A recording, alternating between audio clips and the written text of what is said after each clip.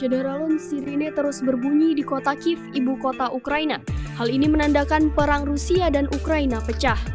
Sebelumnya beberapa ledakan terdengar pada Kamis 24 Februari 2022 dini hari waktu setempat. Sejumlah warga yang ketakutan sempat merekam ledakan yang nampak di langit Ukraina. Kini, Ukraina telah melakukan aksi-aksi membela diri dan meluncurkan serangan ke pasukan Rusia yang telah masuk ke wilayah Ukraina. Warga pun mulai mengungsi.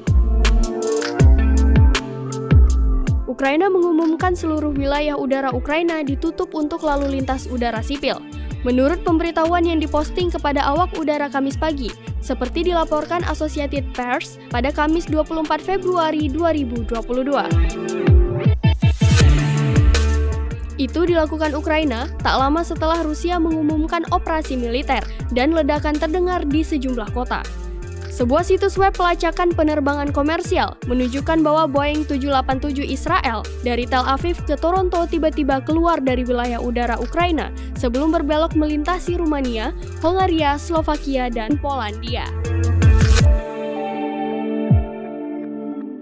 Satu-satunya pesawat lain yang dilacak di Ukraina adalah pesawat pengintai tak berawak Global Hawk AS-RQ-4B yang mulai terbang ke barat dari Ukraina setelah Rusia memberlakukan pembatasan penerbangan di wilayah Ukraina.